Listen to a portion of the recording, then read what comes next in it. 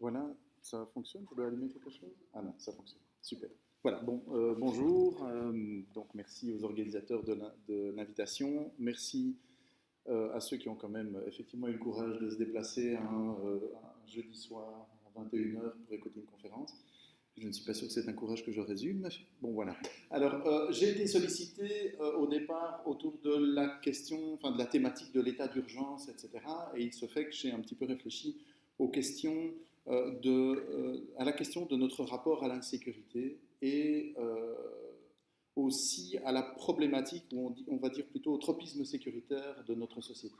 Et c'est sur cette base-là que je voudrais partir. Et ce que je vais essayer de faire ce soir, c'est de proposer une lecture qui viserait à répondre à une question qui semble assez simple, qui est finalement pourquoi sommes-nous si obsédés par la sécurité et dans quel cadre est-ce que ça prend place. Alors on va commencer juste par un petit peu clarifier ce dont il est question quand on parle de sécurité. En fait, si on parle de la question de la sécurité ou de l'insécurité, on parle d'une question d'aléa. Alors c'est quoi un aléa? Ben, c'est un événement imprévu, évidemment. Or, on peut, je pense, si on prête attention... J'ai mangé quelque chose à mon micro. Si on prête attention au discours qu'on entend tous les jours dans nos sociétés, on peut se rendre compte qu'on entretient un rapport assez particulier à la question de l'aléa. D'abord, on est dans une société qui valorise terriblement l'imprévu. C'est-à-dire que, par opposition, peut-être à des temps plus anciens où on valorisait la constance, la routine, le fait de rester à sa place, le fait finalement de rester fidèle à ses attachements, etc. Aujourd'hui, on va valoriser l'aventure d'une carrière qui est faite de rebondissements, l'aventure d'une vie sentimentale qui est faite de projets successifs, etc. etc. C'est-à-dire qu'on est dans une société qui, de manière assez constante, vous invite à vous défaire de vos routines, à vous défaire de vos habitudes. Et donc, on est dans un rapport à l'aléa qui est particulier et qui est marqué notamment par cela, c'est-à-dire qu'on vous dit que l'imprévu c'est formidable parce que c'est l'occasion qu'il vous arrive plein de bonnes choses et qu'au contraire la routine c'est horrible parce que vivre, ça n'est pas vivre vraiment, vivre pleinement, ça n'est pas vivre dans des routines.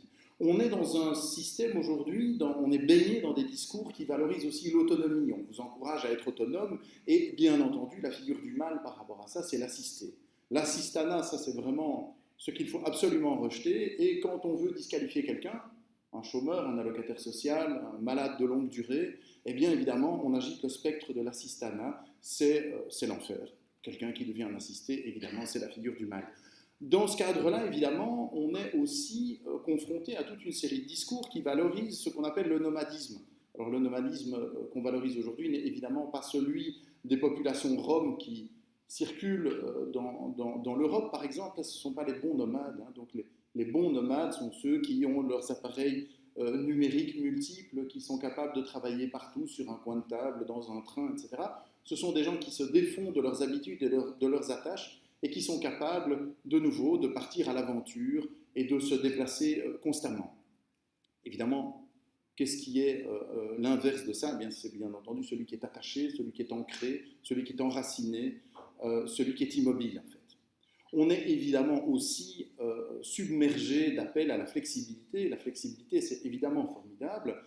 Évidemment, on pense tout d'abord à la flexibilité dans le cadre de notre travail, la flexibilité des horaires, des fonctions, la flexibilité des formations. Tout participe de cette flexibilité. Vous perdez votre emploi, on vous dit que c'est l'occasion de rebondir, c'est formidable de perdre son emploi, c'est une occasion de vivre de nouvelles aventures, mais bien entendu, on ne les vit qu'à condition d'être flexible, c'est-à-dire pouvoir recommencer une formation, changer de secteur, se défaire de cette idée assez stupide de l'emploi convenable pour accepter, je ne sais pas, par exemple, la merveilleuse aventure d'un contrat à carton comme réassortisseur dans un supermarché à 3 heures de chez soi. Donc, l'encouragement des flexibilités est aussi un encouragement qui est constant, qui évidemment s'oppose à une dévalorisation des rigidités. Parallèlement à ça, nous sommes aussi baignés d'autres discours, des discours qui se centrent sur la peur de l'insécurité. Et donc, si on prête un peu attention à ce qui se dit, et ça, on en est vraiment baigné ces derniers temps, notamment suite à la vague d'attaques terroristes que l'Europe a subies, et la Belgique et la France principalement, on voit s'exprimer des discours appelant à la restauration des limites légales et stigmatisant une supposée permissivité de la société, une supposée indulgence des magistrats qui ne serait pas suffisamment sévère. Bien entendu, les limites légales dont il est question, ce n'est pas du droit social, vous l'aurez bien compris, la question n'est pas de revaloriser la rigidité du droit du travail, c'est au contraire, ce droit-là, on est tout à fait d'accord pour l'assouplir, le droit qui doit rester évidemment parfaitement rigide, c'est le droit pénal. Le droit pénal qui doit être appliqué de manière rigoureuse et qui, bien entendu, est invoqué à l'occasion aussi d'un rejet de la question sociale. C'est-à-dire qu'en gros, et ça on se rappellera par exemple du mot de Manuel Valls après les attentats qui dit expliquer c'est excuser.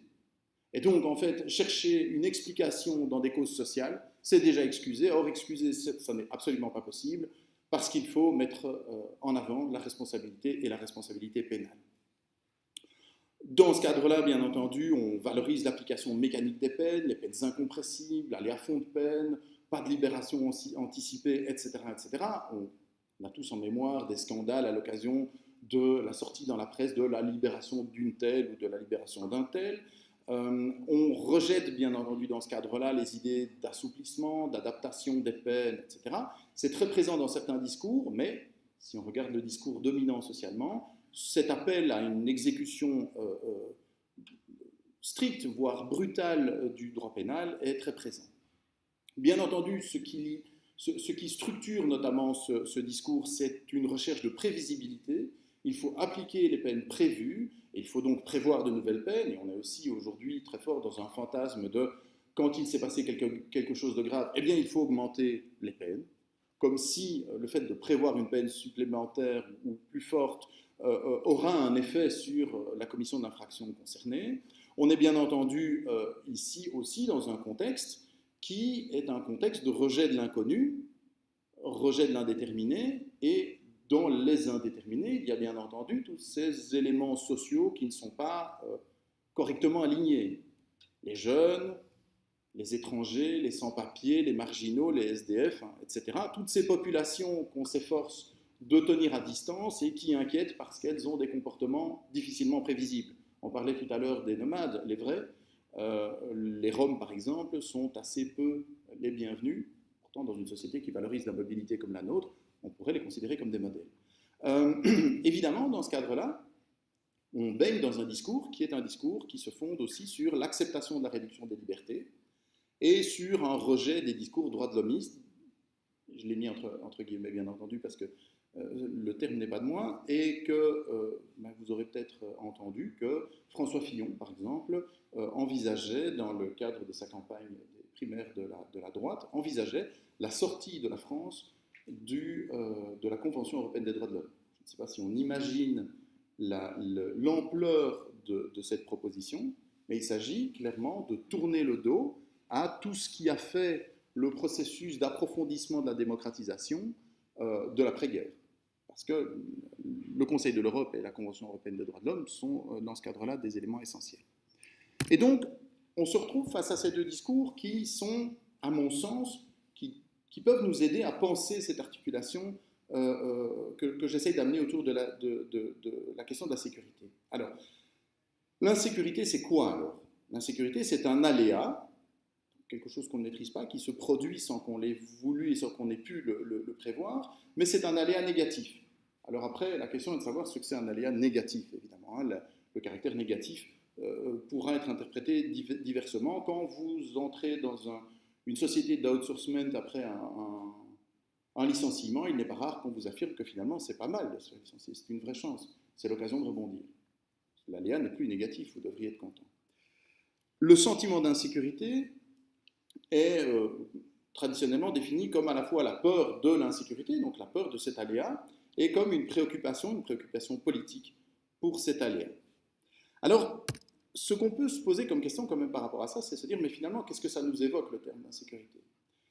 Et la plupart du temps, si vous faites un micro-trottoir, c'est très à la mode pour l'instant, il faudrait que je pense à le suggérer à Benjamin Maréchal, si vous faites un micro-trottoir en disant à quelqu'un, qu'est-ce que c'est l'insécurité, au singulier donc, il évoquera des choses qui relèvent de l'insécurité physique, donc plutôt la peur d'une agression, la peur d'une attaque, éventuellement la peur pour ses biens, mais considérée aussi comme, ce n'est pas la peur de la fraude fiscale, ce n'est pas la peur d'un dommage économique qui serait subi du fait de la criminalité en col blanc, c'est la peur de me faire voler mes affaires, la peur qu'on s'attaque à moi, une insécurité qui appelle une réponse étatique et sur un mode répressif.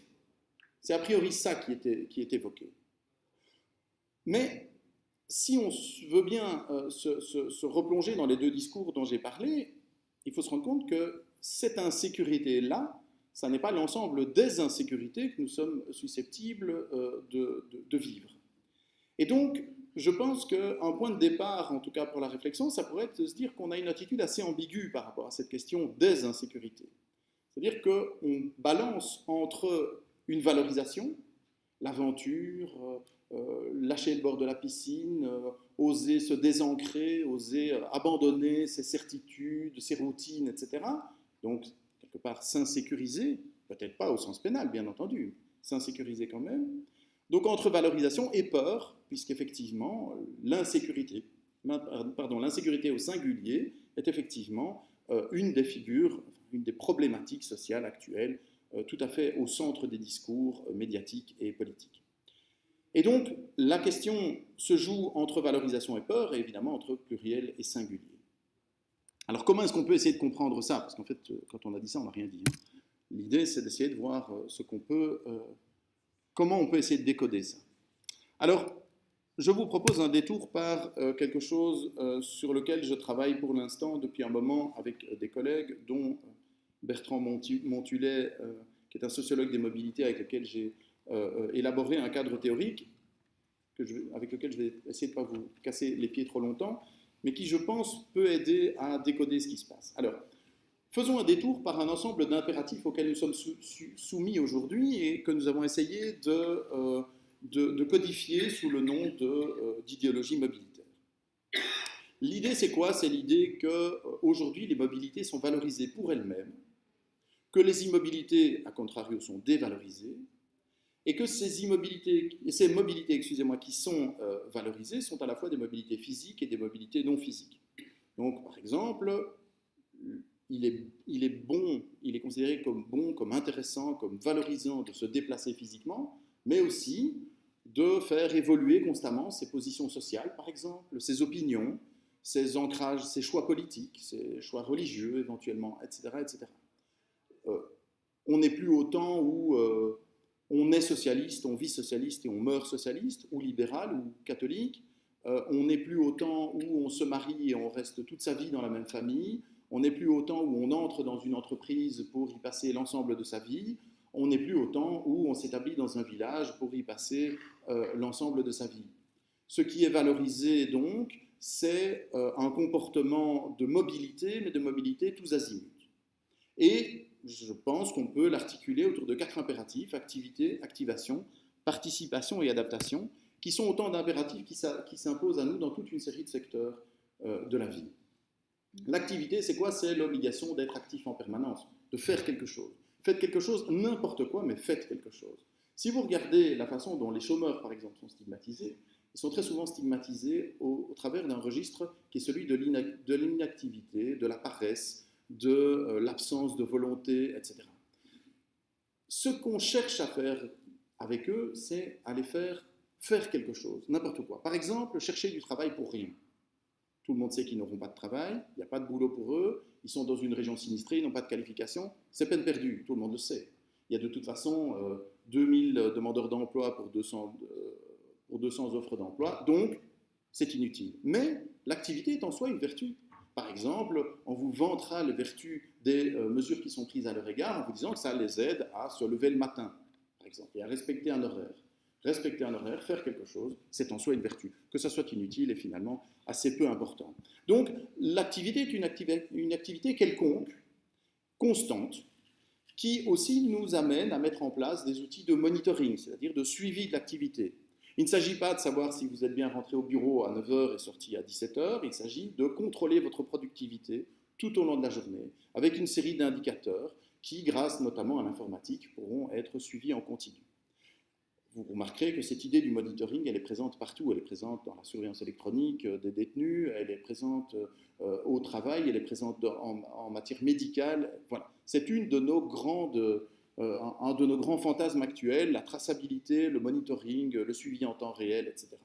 Bien entendu, la figure repoussoire là-dedans, ce sont les inactifs. Les inactifs ont toujours tort.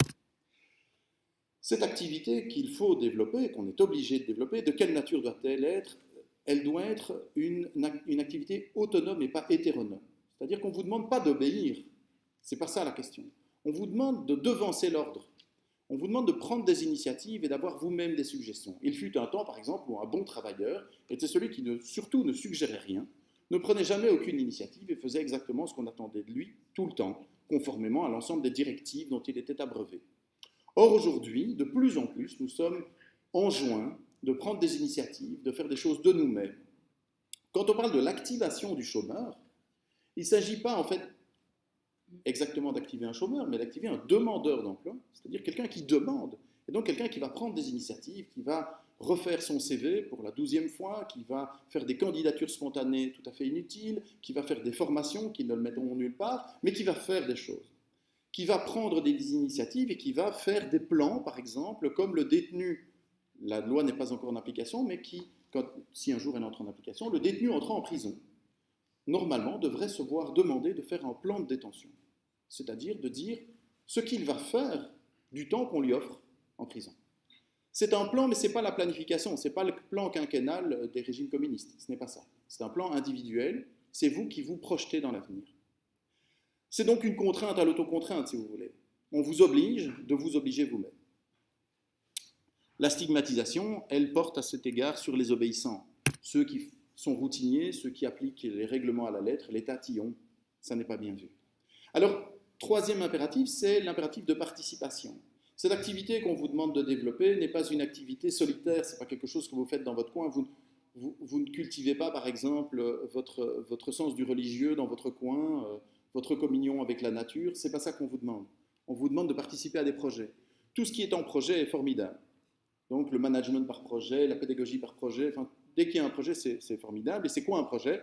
C'est finalement un objectif qu'on se fixe collectivement qui est temporaire et dans lequel on va collaborer, a priori sans lien hiérarchique clair. C'est le coup du chef de service qui vous dit « Non, non, on est tous embarqués dans le projet, tu comprends ? Je ne suis plus vraiment ton chef. À la fin, votre salaire ne sera pas le même que le sien. » Ça, c'est un détail. Mais donc, il va vous dire qu'on est tous embarqués dans le même bateau. C'est ce cadre dans lequel on dit finalement que les syndicats ne jouent pas le jeu, parce qu'en fait, la direction et les syndicats sont engagés dans un même projet, qui est ce projet industriel merveilleux qui vise, par exemple, à construire des pelleteuses.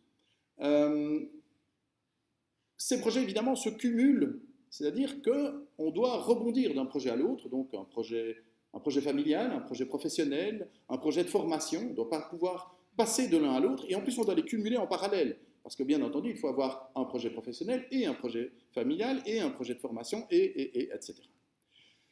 On est donc dans des jeux de coordination plutôt que de direction, et la figure du loser, c'est évidemment l'isolé, c'est celui dont personne ne veut dans aucun projet, c'est celui dont on se fiche en fait.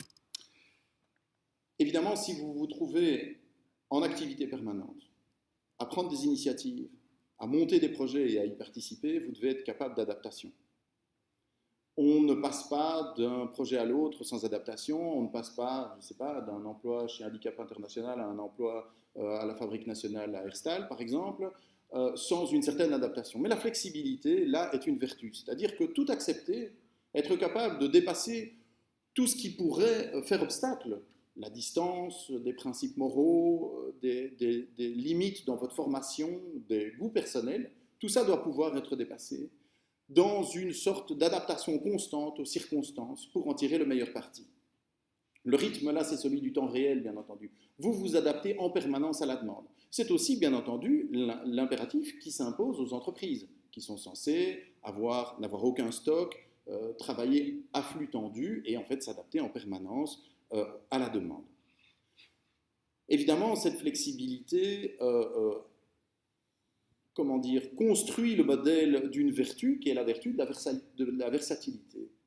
Plutôt que d'occuper une position, plutôt que de s'en revendiquer et de la tenir toute sa vie, tenir son rang, tenir sa fonction, eh bien, on est plutôt dans une succession de postures qu'il faut adopter avec beaucoup de conviction, mais temporairement, parce que tout peut changer, et que demain, la roue peut tourner, qu'on peut se trouver dans une position différente. Les constants sont donc stigmatisés. Cette idéologie mobilitaire, par rapport à quoi la situer? Elle n'est évidemment pas la seule sur le marché. Ce que je viens de décrire là, c'est un discours, c'est un ensemble d'impératifs qu'on entend de manière régulière, mais qui en fait a une origine aussi. C'est-à-dire que si on remonte à 50 ans, à peu près tout ce que j'ai tracé ici comme vertu était considéré comme des défauts. Et on peut considérer, enfin disons qu'on va dire plutôt autrement, je considère, avec Bertrand Mantulet, on est au moins deux à considérer, que cette idéologie mobilitaire succède et s'oppose à une idéologie de l'ancrage qui a encore beaucoup de force aujourd'hui dans toute une série de secteurs et qui repose sur d'autres impératifs que je ne vais pas détailler parce que je n'en ai pas le temps, mais qui sont plutôt le fonctionnement, l'application, l'incorporation à des structures et la stabilisation dans un ancrage. C'est-à-dire qu'en fait, ce modèle-ci est quasiment le modèle contraire de celui qui a précédé, celui dans lequel il était de bon ton de développer une action précisément adéquate, en suivant des instructions absolument prédéterminées, en se fondant dans des structures auxquelles on appartenait au moins à long terme, si pas définitivement, et en se stabilisant dans des positions géographiques et sociales. Quel rapport avec la sécurité et les insécurités, me direz-vous? C'est là que ça se corse. Ce que l'idéologie mobilitaire fait, au travers de ces 4 impératifs, c'est valoriser un fonctionnement en changement permanent. La question est moins que le changement soit rapide que le fait que le changement soit constant. C'est-à-dire que tout évolue en permanence et doit évoluer en permanence.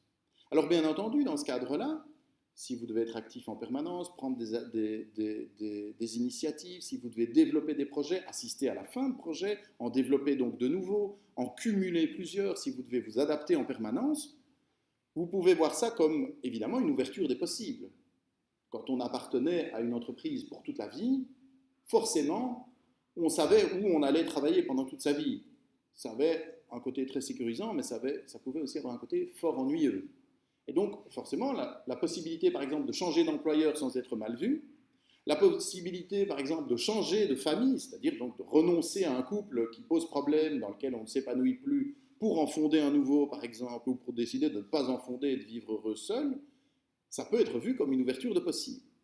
Mais ça peut aussi être vu, et dans toute une série de cas, ça fonde des insécurisations. Alors, évidemment, si on pense à la sécurité de l'emploi, si on pense à la sécurité des ancrages familiaux, si on pense à la sécurité des normes sociales, c'est-à-dire le fait qu'elles soient constantes, prévisibles, qu'on sache à quoi s'attendre, qu'on sache par exemple différencier de manière sûre la différence entre le convenable et le non convenable, entre le poli et l'impoli, entre le socialement bien vu et le socialement mal vu, mais aussi par exemple le cadre légal qui évolue en permanence, et alors on pourrait multiplier les exemples. Cette mobilité constante n'est pas seulement une ouverture de possible, elle est aussi un facteur d'insécurisation, c'est-à-dire elle crée des aléas, dont toute une série d'aléas peuvent se révéler des aléas négatifs. Alors le problème ici, évidemment, c'est qu'on se retrouve face à un discours social qui donc valorise des insécurités, qui dit par exemple qu'il faut flexibiliser le travail parce que c'est formidablement mieux, que plus le travail sera flexible, plus il sera facile d'en changer, mais aussi d'en trouver. Et donc, ce qui est vendu au travers de ça, c'est évidemment une insécurisation des individus, mais aussi des structures, etc. Un refus des protections, et ça, qu'il s'agisse de protection sociale, des protections juridiques, etc., on voit très bien qu'il y a un mouvement qui appelle à abattre une série de barrières. Un abandon aussi de l'idée de prévision et de planification. On est dans la gestion au jour le jour, au travers d'instruments de monitoring, mais plus personne n'imagine faire un plan quinquennal en disant voici quelles sont les prévisions de production pour les années à venir, ce qui génère un contexte anxiogène. Le problème, en fait, c'est qu'il se passe quelque chose qui est que la formalisation, l'expression de l'angoisse par rapport à ces insécurisations, elle se focalise sur une question très précise, sur la question des insécurités pénales et du maintien de l'ordre. Donc on est dans un système qui encourage les insécurisations et qui en retour de flamme, dit « Ah oui, c'est vrai, il y a une angoisse sociale, mais regardez, le problème, c'est l'insécurité. » Et donc, on est dans un jeu de déplacement qui n'est pas seulement de dire « Oh mon Dieu, nous sommes victimes d'un monde qui se délite, etc. » Et regardez, les gens, effectivement, s'inquiètent beaucoup de leur sécurité pénale. Nous participons nous-mêmes à la propagation et nous adhérons nous-mêmes à des discours qui favorisent et qui soutiennent cette valorisation des insécurisations et dont un des effets est la focalisation sur les questions pénales et le maintien de l'ordre.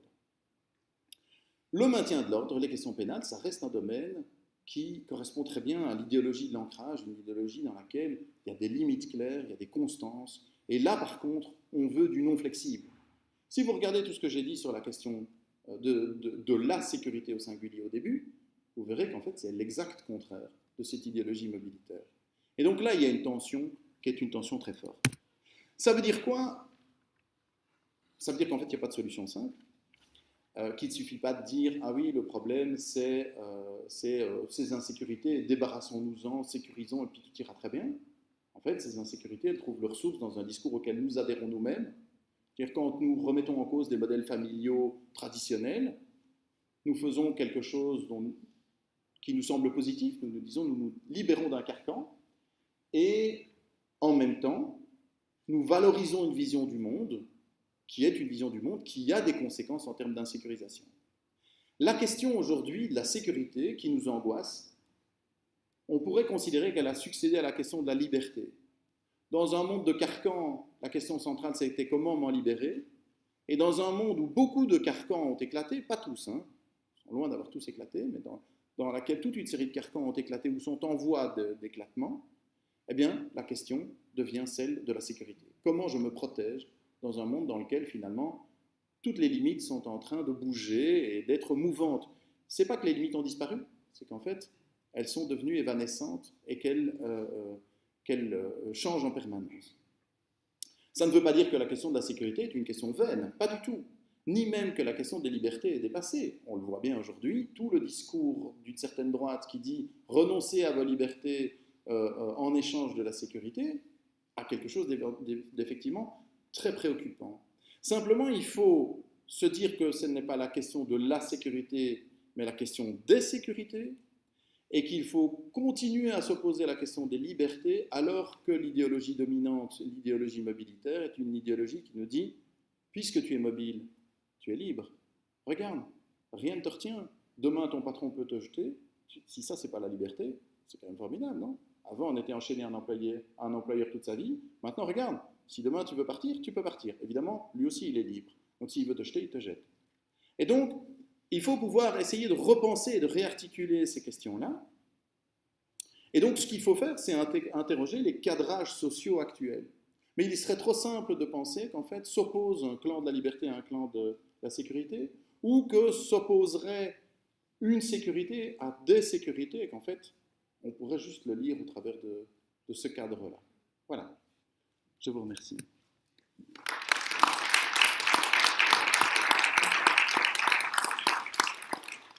Merci. On va revenir évidemment sur pas mal de points dans quelques minutes.